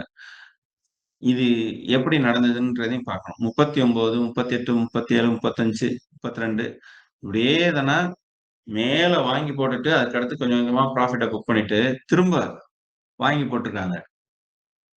52% உள்ள வந்திருக்காங்க. வந்துட்டு ஒரு வருஷம் இருந்துட்டு அதுல இருந்து ஒரு 5% வெளியில போறாங்க. அப்படி வெளியில போகும்போது மொத்தத்துக்கும் அது வந்து குறையுது. இதே பீரியட்ல டொமஸ்டிக் இன்ஸ்டிடியூஷனல் இன்வெஸ்டர்ஸ் அதாவது நம்மளுடைய மியூச்சுவல் ஃபண்ட்ஸ் கம்பெனிஸ் வந்து வாங்கி போடுறாங்க. 30%ல இருந்து 33% வந்து வாங்கி போட்டிருக்காங்க. அப்படின்னா என்ன அர்த்தம், மார்க்கெட் கீழே விழுகும் போதெல்லாம் இவங்க வந்து மியூச்சுவல் ஃபண்ட்ஸ் கம்பெனிஸ் வந்து உள்ள இறங்கியிருக்காங்க. இப்போ ப்ரொமோட்டர்ஸ்னா இதோட ஆரம்பத்துல இருந்திருப்பாங்கல்ல, யார் ப்ரொமோட்டர்ஸ் நினைக்கிறீங்க? இது பார்த்தீங்க அப்படின்னா, நம்மளுடைய இந்தியன் கவர்மெண்ட் தான் ப்ரமோட்டரா இருந்தாங்க. ஸோ, அ அவங்களுக்கு ஒரு மிகப்பெரிய ரோல் இருந்தது. அதுக்கடுத்து பெரிய இன்வெஸ்டர்ஸ், அதாவது இண்டிவிஜுவல் இன்வெஸ்டர்ஸ், அப்புறம் சம் பிரைவேட் ஈக்விட்டி கம்பெனிஸ் இவங்கெல்லாம் தான் ப்ரொமோட்டர்ஸா இருந்தாங்க. ஸோ, அவங்க எல்லாமே அப்படியே தானே வெளியில போனாங்க. ஸோ, இதுதான் ஹெச்டிஎஃப்சியோட ப்ரொமோட்டர்ஸா, இதுல ஹோல்டிங் கம்பெனிஸ்ன்னு போட்டிருப்பாங்க. பட் அதுக்குள்ள நீங்க டீப்பா அனலைஸ் பண்ணி பார்த்தீங்க அப்படின்னா, இந்த கம்பெனியோட ஹிஸ்டரி எடுத்து பார்த்தீங்கன்னா, அவங்க தான். ஓகே. இப்ப வந்து பப்ளிக் தான் ரொம்ப இன்ட்ரெஸ்ட் காட்டுறாங்க. பப்ளிக் வந்து 16%லேருந்து 18% உள்ள வந்திருக்காங்க. ஸோ, ஓவரால் பார்த்தீங்க அப்படின்னா, நம்பர் ஆஃப் ஷேர் ஹோல்டர்ஸ் எவ்வளோ இருக்காங்கன்னா, 41,00,000 பேர் இருக்காங்க. சரிங்களா? ஸோ, அந்த அளவுக்கு ஒரு பொட்டன்ஷியலான ஷேர்ஸ் மட்டும் இல்ல. லாங் டர்மா வரக்கூடிய ஷேர்ஸும் கூட. நீண்ட காலம் முதலீடு செய்யக்கூடிய ஷேர்ஸ். இதெல்லாமே ஃபண்டமெண்டல்ஸ்ல நம்ம வந்து பார்க்க வேண்டிய ஒரு விஷயம். ஓகே. இப்ப வந்து நம்ம டெக்னிக்கல் பார்க்கணும்ல. டெக்னிக்கலுக்கு நான் வந்து ஒரு சின்ன அறிமுகத்த குடுத்துர்றேன். அறிமுகத்த குடுத்துட்டு, அதுக்கப்புறமா நம்ம வந்து டீப்பா நம்ம அடுத்த செஷன்ல பார்க்கலாம். இப்ப வந்து டெக்னிக்கலுக்கு நான் வந்து எப்பவுமே இந்த ட்ரேடிங் வியூ அதுக்கு தான் போவேன். அவன் தான் உண்மையிலே எனக்கு வந்து எனக்கு தேவையான டீட்டெயில்லாம் இந்த டெக்னிக்கல் அனலைசிஸ நம்ம வந்து எப்படி பார்க்கிறது, எதுக்கு பார்க்கிறது அப்படின்னு நம்ம பார்ப்போம். சார் இப்ப ஃபண்டமெண்டல் ஸ்கீனர் மாரி அனலைசிஸ் ஹலோ? சார் இப்ப ஸ்கீனர் மாரியே வந்து பாத்தீங்கன்னா அந்த இப்ப நீங்க சொன்னீங்களே அது என்ன வியூ சார் அது? Trading view. ட்ரேடிங் அதுவும் அதே மாதிரி ஃப்ரீ தானா சார் அதுவும்? அதுவுமே ஆமாங்க. அ அதாவது பேசிக் வெர்ஷன் எல்லாமே ஃப்ரீ தான். அதுக்கு மேல போகும்போது நம்ம பே பண்ணி வாங்கிக்கலாம். Okay sir. பேசிக் நீங்க லாங் டர்மா இன்வெஸ்ட் பண்றவங்களுக்கு, மார்க்கெட்ட பத்தி பழகுறவங்களுக்கு, பேசிக்ல இருந்தே தானே பழகுங்க. அதுக்கு அடுத்து உங்களுக்கு ரொம்ப அட்வான்ஸ்டா உங்களுக்கு ரொம்ப டீட்டெயில்டா தேவைப்படும் அப்படின்னா, நீங்க வந்து அப்ப வந்து நீங்க பை பண்ணிக்கோங்க. ரொம்ப கம்மி தான் இதோட பிளான் எல்லாமே. ஸோ உள்ள போய் பார்த்தீங்கன்னா தெரியும். ஓகேங்களா? ஸோ இப்ப நம்ம இதுக்குள்ள வருவோம். இப்போ நாங்க இதுக்குள்ள நெறைய கமாடிட்டி ஷேர்ஸா தான் நான் இன்க்ளூட் பண்ணியிருக்கேன். ஏன்னா இது வந்து கமாடிட்டி மார்க்கெட்ட பத்தியுமே நெறைய போடுவாங்க அப்படின்றதுனால, நாங்க அதெல்லாமே அப்பப்ப பார்ப்போம் அப்படின்றதுனால போட்டிருக்கேன். இப்போ இதுல வந்து அ நான் என்ன பண்றேன் அப்படின்னா, HDFC உள்ள இறக்குறேன்.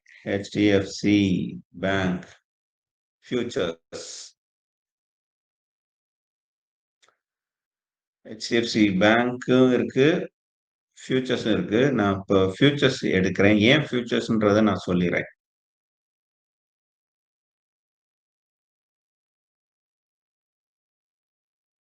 ஓகே.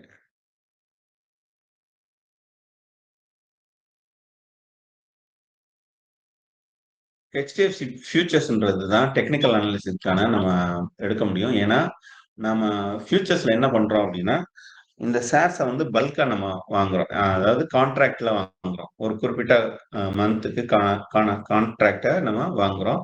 அந்த மந்த்துக்குள்ள அது ஏறும், இறங்குன்றத முடிவு பண்ணி நம்ம அத வித்துக்கலாம், வாங்கிக்கலாம். ஓகேங்களா? ஸோ, இப்போ இந்த டெக்னிக்கல் அனாலிசிஸ பொறுத்தவரைக்கும், அ இன்ட்ராடேக்கு டெக்னிக்கல் அனாலிசிஸ் தான் ரொம்ப முக்கியம். ஃபண்டமெண்டல பார்த்துட்டு, அதுக்கடுத்து டெக்னிக்கல் வந்துரும். டெக்னிக்கல்ல மார்க்கெட் வந்து இப்ப கீழ இறங்கியிருக்கு. திரும்ப எப்ப மேல ஏறும்? இல்ல மேல ஏறியிருக்கு. திரும்ப எப்ப கீழ இறங்கும்? பல பேர் வந்து அ என்ன பண்ணுவாங்கன்னா, மார்க்கெட் வந்து கீழ இறங்கும்போது தான் அ இந்த என்ன சொல்றது? ஃபியூச்சர்ஸ்ல செல் பண்ணி ப்ராஃபிட் பார்ப்பாங்க. ஏன்னா, ப்ராஃபிட் இன்வெஸ்ட்மென்ட் பண்றதுக்கு தான் நமக்கு வந்து என்ன சொல்றது? பை பண்ணி செல் பண்ணணும். இதே தான் ஃபியூச்சர்ஸ்ல வந்து நீங்க மார்க்கெட் மேல ஏறும்போது பை பண்ணி செல் பண்ணலாம். மார்க்கெட் கீழ இறங்கும்போது செல் பண்ணிட்டு கீழ வந்து பை பண்ணி ப்ராஃபிட்ட புக் பண்ணலாம். இப்ப ஃபார் எக்ஸாம்பிள் இங்க வந்து மார்க்கெட் வந்து இப்ப மேல ஏறி இருக்கு. இப்போ இங்க இருந்து கீழே இறங்கும் அப்படின்னு உங்களுக்கு தெரிஞ்சுன்னா 1543ல ஒரு செல் ஆர்டரை போட்டுட்டு 36ல பை பண்ணீங்கன்னா உங்களுக்கு அந்த செல்லுல இருந்து பை வேல்யூ போக மிச்சம் அந்த அமௌண்ட் நம்பர் இருக்கும்ல, அதுதான் உங்களுக்கான ப்ராஃபிட். இதுல என்னன்னா லாட்ன்னு இருக்கும். அந்த லாட்ன்றது ஒவ்வொரு ஷேர்ஸுக்கும் வித்தியாசப்படும். அதெல்லாம் நம்ம போன இதுல கொஞ்சம் பார்த்தோம். ஓகேங்களா? இப்ப நம்ம இந்த டெக்னிக்கல் அனாலிசிஸ்ல பேசிக்கான விஷயங்கள்லாம் பார்த்துருவோம். அதுக்கு அடுத்து நான் ரொம்ப டீட்டெயில்டான சார்ட் எல்லாம் நம்ம அடுத்த இதுல போவோம். இதுல வந்து இது வந்து சாதாரண ஒரு சார்ட், அதாவது லைன் சார்ட்ன்னு சொல்லுவாங்க. இந்த லைன் சார்ட்டை தாண்டி இன்னொன்னு என்ன இருக்கும் அப்படின்னா, இதுதான் கேண்டில் ஸ்டிக் அப்படின்னு சொல்லுவாங்க. மெழுகுவர்த்தி இருக்குல்ல, பார்க்கறதுக்கு மெழுகுவர்த்தி மாதிரி இருக்கும் அப்படின்றதுனால, ஒரு ஸ்டிக்கும் மெழுகுவர்த்தி மாதிரி இருக்கும் அப்படின்றதுனால வந்து கேண்டில் ஸ்டிக் அப்படின்னு சொல்லுவாங்க. இந்த கேண்டில் ஸ்டிக்கை பத்தியும் அண்ட் இந்த லைன் சார்ட்டை பத்தியும் நம்ம அடுத்தடுத்த இதுல பார்ப்போம். இதுல வந்து நிறைய டைப் ஆஃப் சார்ட்ஸ் இருக்கும்.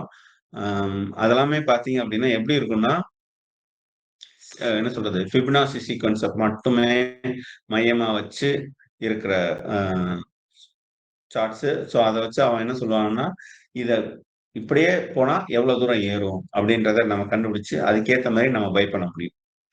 ஸோ நான் இதை வந்து ஃபுல் ஸ்கிரீன் போய் உங்களுக்கு நான் காட்டுறேன்.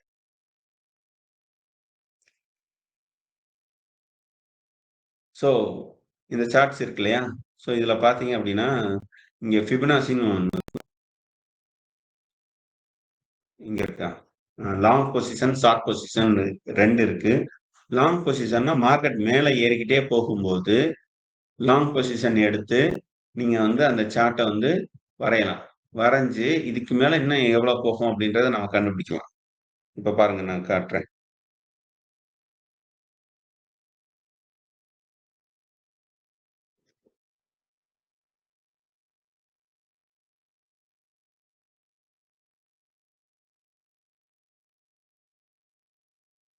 லாங் பொசிஷன்ல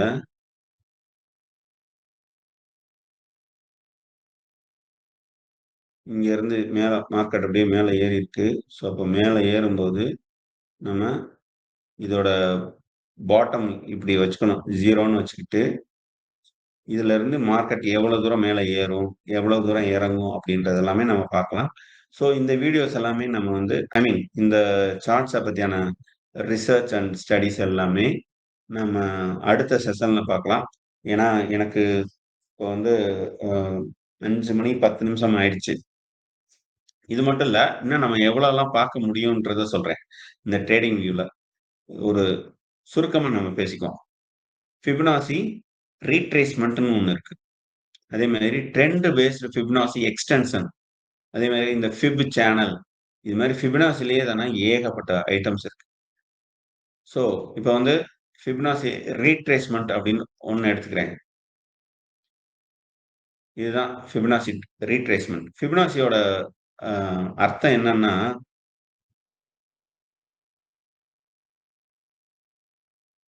இப்போ வந்து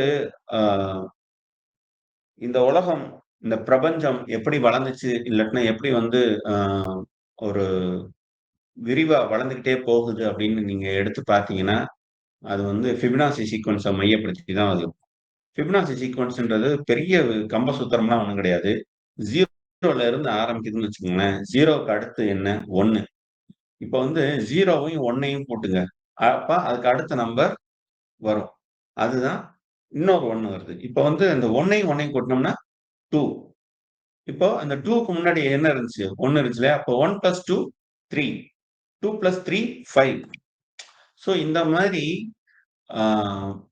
முதல் நம்பரையும் அதுக்கு அடுத்த நம்பரையும் கூட்டினோம்னா 3வது நம்பர் நமக்கு கிடைக்கும். திரும்ப வந்து அந்த கடைசி நம்பரையும் அதுக்கு முந்தின நம்பரையும் கூட்டினோம்னா அதுக்கு அடுத்த நம்பர் கிடைக்கும். இப்படியே தானா ஒரு கால்குலேஷன் பண்ணிட்டே போனோம்னா அதோட growth என்னன்றதை நம்ம வந்து ப்ரெடிக்ட் பண்ணுவோம். ஸோ ஃபிபனாசி சீக்வன்ஸ்ன்றது அப்படிதான். ஸோ இத நம்ம வச்சு எப்படி கால்குலேஷன் பண்றது அப்படின்னா, ஒரு ஸ்டோரி மட்டும் சொல்லிட்டு இந்த மீட்டிங்கை முடிவுக்கு வரேன். 1930கள்ல ஷேர் மார்க்கெட் வந்து ஒரு பெரிய கிராஷ் நடந்துச்சு. ஆ அதாவது தொடர்ச்சியா மார்க்கெட் மேல இருந்து அப்படியே தானே கீழ விழுந்துகிட்டே போகுது. ஏன்னா மார்க்கெட்டுக்குள்ள நெறைய அப்பல்லாம் மியூச்சுவல் ஃபண்ட்ஸே இல்ல. இதுதான் மிகப்பெரிய பிரச்சனை. அதுக்கப்புறமா தான் மியூச்சுவல் ஃபண்ட்ஸ்லாம் கண்டுபிடிக்கிறாங்க. உள்ள வருது. இந்த வீழ்ச்சி தான் அப்படியான ஒரு விஷயத்த கொண்டு வந்துச்சு. ஸோ அப்ப என்ன நடக்குதுன்னா, பெரிய ஆட்கள்லாம் வந்து அதுல தொடர்ச்சியா இன்வெஸ்ட் பண்ணிக்கிட்டே போய் மார்க்கெட் வந்து அப்படியே மேல போயிட்டே இருக்கு. மேல போகும்போது அங்கருந்து அ ப்ராஃபிட்ட புக் பண்றாங்க. கொஞ்சம் கீழ விழுகுது. அதுக்கு அடுத்தது விழுக ஆரம்பிக்கவும், அ அடுத்தடுத்த பெரிய ஆட்கள் வந்து கொஞ்சம் கொஞ்சமா ஃபண்ட எடுத்துட்டு வெளில போய்க்கிட்டே இருக்காங்க. அப்படி விழுக, விழுக, விழுக பார்த்தீங்கன்னா, கிட்டத்தட்ட எந்த அளவுக்கு விழுந்துச்சு அப்படின்னா, 85% விழுந்திருக்கு. இந்த 85% விழுந்ததோட இந்த ட்ராக் ரெக்கார்ட எடுத்து பார்க்கும்போது, இது எப்படி விழுந்திருக்கு அப்படின்னா, மொத நாள் 1% விழுந்திருக்கு. அதாவது 0 + 1 1%. 2வது நாள் திரும்பவும் 1% விழுந்திருக்கு. ஏன்னா இல்ல, இல்ல. 2% விழுந்திருக்கு. அதாவது 1 + 1 2. 3வது நாள் 2 + 1 3. 4வது நாள் 2 + 3 5. இப்படியே தானா எப்படி ஃபிபனாசி சீக்வென்ஸ் வளர்ந்துகிட்டே போகுதோ, அதே மாரி மார்க்கெட்டு விழுந்துகிட்டே போச்சாம். ஸோ 85% வரைக்கும் விழுந்துட்டு, திரும்ப மார்க்கெட் வந்து மேல ஏறுச்சாம். அப்ப ஏறும்போது இதே மாரி கொஞ்சம் கொஞ்சமா பிக்கப் ஆயி மேல ஏறுச்சுன்னு சொல்லுவாங்க. ஸோ அப்பதான் வந்து ஃபிபனாசி சீக்வென்ஸுக்கும், மார்க்கெட்டுக்கும் உள்ள கனெக்ஷன்ஸ் என்னன்றத பார்த்தாங்க. ஸோ அதுலருந்து என்ன பண்ணாங்கன்னா, அ அந்த ஃபிபனாசி சீக்வென்ஸ வந்து ஒரு அ மார்க்கெட்டோட குரோத்த கண்டுபிடிக்கிறதுக்கான ஒரு பாராமீட்டரா சென்டிமென்ட்டா வச்சாங்க. ஸோ இது வந்து 100% ஒர்க் அவுட் ஆகுமா அப்படின்னு கேட்டா, அப்படி இல்ல. மார்க்கெட்டோட சென்டிமென்ட்ஸ் வந்து குரோத் ஆச்சுன்னா இப்படியே போகும். எல்லாரும் ஒரே திசைக்கு போனாங்கன்னா, இந்த ஃபிபனாசி சீக்வென்ஸ் வந்து ஒர்க் ஆகும். ஆளுக்கு ஒரு ஒரு சைடு புடிச்சு இழுக்குறாங்கன்னு வச்சுக்கோங்களேன், ஃபிபனாசி சீக்வென்ஸ் வந்து ஒர்க் ஆகாது.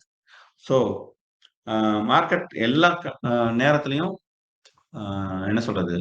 ரொம்ப பாசிட்டிவா இருக்காது. ரொம்ப நெகட்டிவா இருக்காது. ஒருவேள எல்லாத்துலயுமே ரொம்ப பாசிட்டிவாவும், ரொம்ப நெகட்டிவாவும் இருந்துச்சுன்னா, ஃபிபனாசி சீக்வென்ஸ வச்சு நீங்க வந்து அடுத்து மார்க்கெட் எத்தன பெர்சென்டேஜ் விழுக போகுது அப்படின்றத கண்டுபிடிச்சிடலாம்.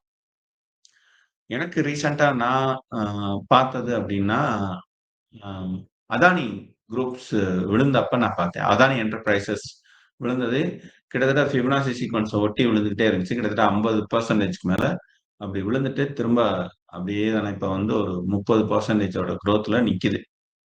திரும்ப மேல பவுன்ஸ் பேக் ஆயிருக்கு. ஓகே. ஆனா விழுகும்போது இப்படிதான் விழுகும். எல்லாம் ஃபுல் நெகட்டிவா இருந்தாலும், ஃபுல் பாசிட்டிவா இருந்தாலும் ஃபிபனாசி சீக்வென்ஸ் வந்து ஒர்க் ஆகும். ஸோ அதுக்காக நான் சொல்ல வரேன். இது வந்து லாங் டெர்ம்க்கு மட்டும் இல்ல. அ ஒரு நாளையில ஒரு 1 மணி நேரம் ட்ரேடிங் நடக்குது. அந்த 1 மணி நேரத்துல வந்து மார்க்கெட் வந்து எல்லாமே ஒரே டைரக்ஷன் அதாவது ஃபுல் பாசிட்டிவ்ல இருக்கு. இல்லாட்டினா ஃபுல் நெகட்டிவ்ல இருக்குனாலும், அந்த 1 மணி நேரத்துல ஃபிபனாசி சீக்வென்ஸ் வந்து ஒர்க் அவுட் ஆகும். ஸோ இதுதான் அ இதனால தான் வந்து பல பேரு அ ஃபிபனாசி சீக்வென்ஸ ஒரு முக்கியமான ஒரு இண்டிகேட்டரா யூஸ் பண்றாங்க. அதனால தான் அவன் வந்து இதுல வந்து இத்தன சார்ட் போட்டு வச்சிருக்கான். நம்ம இத புரிஞ்சுக்கிறதுக்கு கொஞ்சம் டைம் எடுக்கும். பட் ஒரு ஓவர் வியூ நான் குடுத்துட்டேன். நீங்க என்ன பண்றீங்க அப்டின்னா, ஆ இந்த ஸ்கிரீனர் டாட் இன்ல போயிட்டு ஒரு பர்ட்டிகுலர் ஷேர்ஸ எடுங்க. எடுத்துட்டு அ உங்களுக்கு பிடிச்ச ஷேர்ஸ் நான் HDFC எடுத்தேன். நீங்க உங்களுக்கு பிடிச்ச ஷேர்ஸ எடுங்க. எடுத்துட்டு ஒவ்வொன்னா அனலைஸ் பண்ணி பாருங்க. அதுக்கு அடுத்து இந்த ட்ரேடிங் வியூ வாங்க. இதுல வந்து உங்களுடைய Google யூசர் நேம், பாஸ்வேர்ட் குடுத்து எதனா அ உள்ள லாகின் அக்கவுண்ட் உள்ள போய்க்கலாம். போயிட்டு உங்களுடைய உங்களுக்கு பிடிச்ச ஷேர்ஸ நீங்க எடுங்க. அதோட என்ன சொல்றது? லைன் சார்ட் அண்ட் இதெல்லாமே பாருங்க. அதுல வந்து 1 இயர், 5 இயர்ஸ் இதெல்லாமே நெறைய இருக்கும். ஸோ அது எல்லாத்தையுமே கிளிக் பண்ணி பாருங்க. ஸோ இது என்ன இருக்கு? அப்படின்ற ஒரு ஐடியா கிடைக்கும். எப்பவுமே நமக்கு எடுத்தோனே எல்லாமே தெரிஞ்சிட வேண்டிய அவசியம் இல்ல. கொஞ்சம் கொஞ்சமா தான் நம்ம உள்ள போகணும். ஆனா, அ மிக முக்கியமான விஷயம் என்ன அப்படின்னா, நம்ம ஒரு விஷயத்த பார்க்குறோம்னு வச்சுக்கோங்களேன், அந்த விசுவல் இருக்குல்ல, அந்த விசுவல் நமக்குள்ள மைண்டுக்குள்ள ஏறிடுச்சுன்னு வச்சுக்கோங்களேன், அது நமக்கு ஈஸியா கொஞ்சம் கொஞ்சமா புரிய வச்சுரும். விசுவல் ஏறாம நம்ம வெறும் தியரிட்டிக்கலா பேசிக்கிட்டே இருந்தோம்னு வச்சுக்கோங்க, புரியவே புரியாது. புரியறது கொஞ்சம் கஷ்டம். இந்த 2 அ ஸ்கிரீனர் டாட் இன்னும் சரி, உங்களுக்கு இந்த ட்ரேடிங் சரி, உங்களுக்கு ஒரு விசுவல் டேட்டாஸ குடுத்துக்கிட்டே இருக்கும். ஸோ அந்த விசுவல் டேட்டாஸ்ன்றது எந்த அளவுக்கு உங்களுக்கு நீங்க ஷேர்ஸ் வாங்கும்போது முக்கியமா ஆ ஃபியூச்சர்ஸ்லயும், ஆப்ஷன்ஸ்லயும் போகும்போது எந்த அளவுக்கு உதவும் அப்படின்றது உங்களுக்கு போக போக புரியும். இது வந்து ஒரு ஆரம்பம் தான். மார்க்கெட்ட பொறுத்தவரைக்கும் கத்துக்கணும்னா கத்துக்கிட்டே இருக்கலாம். நான் உங்களுக்கு கைய பிடிச்சு மார்க்கெட்டுக்குள்ள இப்படிலாம் போனீங்கன்னா கரெக்ட்டா இருக்கும் அப்படின்னு சொல்லிட்டு காட்டியிருக்கேன். நீங்க தான் டிராவல் பண்ணணும். ஓகேங்களா? ஸோ நன்றி நண்பர்களே. இந்த அளவில் இந்த செஷன்ஸ் நிறைவுறுகிறது. இப்ப நீங்க உங்கள்ட்ட இருந்து ஒரு 2 கேள்விகள், நீங்க உங்களுக்கு டவுட்ஸ், கேள்விகள், சஜஷன்ஸ் ஏதாவது இருந்ததுன்னா சொல்லுங்க. நான் அதுக்கான ஆன்சர்ஸ் பண்ணிட்டு இந்த செஷன்ஸ வந்து கம்ப்ளீட் பண்ணிக்கலாம். Sir fundamental okay sir. சூப்பரா சொன்னீங்க. நல்லாவே டைம் ஸ்பெண்ட் பண்ணி நல்லா சொன்னீங்க. ஆனா டெக்னிக்கல் அந்த அளவுக்கு சொல்ல சார். நெக்ஸ்ட் ஏதாவது ஒரு செக்ஷன் டெக்னிக்கல பத்தி கொஞ்சம் கண்டிப்பா. சொன்னீங்கன்னா நல்லா இருக்கும். டெக்னிக்கல நம்ம தொடும்போது பார்த்தீங்கன்னா, 10 நிமிஷமா தான் நான் டெக்னிக்கல் பேசிக்கிட்டு இருக்கேன். ஃபண்டமெண்டல்ஸ் தான் கிட்டத்தட்ட ஒரு 1 ஹவரா நம்ம பேசியிருக்கோம். ஸோ ஆமா சார். டெக்னிக்கல்ஸ் வந்து நம்ம மெதுவா போகணும். நான் கொஞ்சம் வேகமாவே போனேன். ஸோ அதனால வந்து நம்ம அடுத்த செஷன்ல வந்து டெக்னிக்கல பத்தி ரொம்ப நிதானமாவே தான போவோம். ட்ரேடிங் வியூல நானு ஃபர்ஸ்ட் காமிச்சிருக்க கூடாது. அது காமிக்கிறதுக்கு முன்னாடி கூகுளோட சார்ட்ல இருந்தே போகணும். ஏன்னா ட்ரேடிங் வியூன்றது ஆ என்ன 5 ஸ்டார் கிச்சன் மாரி. அங்க எல்லாமே இருக்கும். ஆனா எதை யூஸ் பண்றது, எப்படி யூஸ் பண்றதுன்னு தெரியாது. நமக்கு உண்மையிலேயே நம்ம வீட்டு கிச்சன பார்த்தாலே தல சுத்தும். எது எங்க இருக்குன்னு நமக்கு தெரியாது. இல்லைங்களா? ஸோ ஃபர்ஸ்ட்டு நம்ம அடுத்த செஷன்ல என்ன பண்ணுறோம் அப்படின்னா, ஒரு சிம்பிளா ஒரு சிம்பிள் கிச்சனுக்குள்ள போயிட்டு, சின்னதா ஒரு விஷயத்த நம்ம எப்படி பண்ணுவோமோ, அது மாரி ஃபண்டமெண்டல்ல டெக்னிக்கல் அனாலிசிஸ்ல நம்ம அடுத்த செஷன்ல டீட்டெயில்டா பார்க்கலாம். சார் இந்த ட்ரேடிங் வியூ சரியா உள்ள போக முடிய மாட்டேங்குது சார். ஆக்சுவலி அது ஒரு தடவை காமிச்சிங்கன்னா பரவாயில்ல. எப்படிங்க? ட்ரேடிங் வியூ உள்ள போக முடிய மாட்டேங்குது. ட்ரேடிங் வியூ ட்ரேடிங் வியூ தாராளமா உள்ள போகலாம். ஒண்ணுமே கிடையாது. இப்போ நீங்க எப்படி போறதுன்றது just trading view dot in அப்படின்னு சொல்லிட்டு டைப் பண்ணுங்க. ஓகேங்களா? அதான் டைப் பண்றேன். ம். அப்புறம் வந்து ஒரு லாகின் யூசர் நேம் கேக்குது. பட் யூசர் நேம் கொடுத்தா அது வந்து யூசர் நேம் பதிலா லாகின் வித் கூகுள்னு ஒண்ணு இருக்கும். அந்த லாகின் வித் கூகுள்ல வந்து நீங்க ஏற்கனவே உங்க ஜிமெயில் அக்கௌண்ட் ஓபன் பண்ணிருந்தீங்கன்னா அது டிஸ்ப்ளே ஆகும். ஒரு பாப்அப் வந்து அந்த பாப்அப்ல உங்களோட இமெயில் ஐடிய அந்த சூஸ் பண்ணிட்டு ஓகே கொடுத்தீங்கன்னா வேற எதுவுமே கேட்காது, நேரா உள்ள விட்டுரும். ஓகே. ஸோ அவ்வளவுதான், வேற ஒண்ணுமே கிடையாது. ஸோ நீங்க இதை நீங்க பாருங்க, இந்த ட்ரேடிங் வியூவும் பாருங்க அண்ட் ஸ்கிரீனர் டாட் இன்னும் பாருங்க. இது ரெண்டும் உங்களுக்கு ஒரு ஹை லெவல் ஐடியாவுக்கு இருக்கும். ரொம்ப டீப்பான ஒரு ஐடியாவுக்கு வந்து நாம அடுத்த செஷன்ல நம்ம ஒவ்வொரு விஷயத்தையும் தனித்தனியா நம்ம பார்க்கலாம். இந்த ட்ரேடிங் வியூ வந்து சார், இந்த ட்ரேடிங் வியூ வந்து will it give ஸ்டாக் வந்து எவ்வளவுக்கு எவ்வளவு ரைஸ் ஆகும்னு சொல்லுமா? ஒரு ஸ்டாக் வந்து எவ்வளவு போகும் அப்படின்னு சொல்லிட்டு எந்த வேல்யூ வரைக்கும் போகும்? தாராளமா சொல்லுவோம். அதுதான் நான் சொன்னேன் இல்லையா, ஃபிபனாசி சீக்வன்ஸ்ன்றது ஒரு சார்ட். அது அதோட டைரக்ஷன்ஸ் எப்படி இருக்கும் அப்படின்னு சொல்லிட்டு அது காமிக்கும். அதே மாதிரி இன்னும் நிறைய டூல்ஸ் இருக்கு. அந்த டூல்ஸ் எல்லாத்தையுமே கிளிக் பண்ணி பாருங்க. அது ஓபன் பண்ணி பார்க்கும்போது அது கொண்டு வரும். சரி, இந்த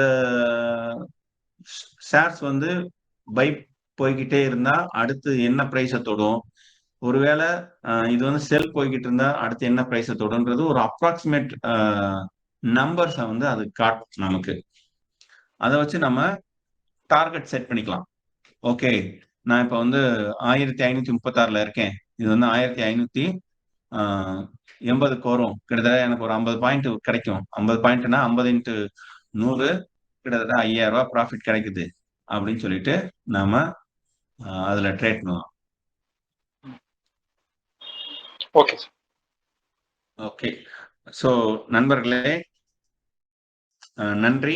நம்ம அடுத்த செஷன்ல ரொம்ப டீட்டெயில்டான என்ன சொல்றது ஃபண்டமெண்டல்ஸ் பார்த்துட்டோம். நம்ம டெக்னிக்கல்ஸ் தான் நம்ம பார்க்க வேண்டியிருக்கு. டெக்னிக்கல்ஸ் பார்த்துட்டு அதுக்கு அடுத்து மைத்ரால எப்படி ட்ரேடிங் பண்றது, அதுலயும் சில டெக்னிக்ஸ் இருக்கு. ட்ரேடிங் பண்றதுல என்னப்பா டெக்னிக், பை தானே வாங்குறோம், செல் தானே வாங்குறோம், இல்லாட்டினா செல் பண்ணிட்டு பை பண்றோம், இதுல என்ன பெரிய டெக்னிக்ஸ் இருக்கா அப்படின்னு நினைக்கலாம். பட் அதுலயும் சில ஆப்ஷன்ஸ் எல்லாமே இருக்கு. அது பலருக்கு வந்து தெரியாது. அதெல்லாமே கூட நம்ம அடுத்தடுத்த கிளாஸ்ல நம்ம பார்க்கலாம்.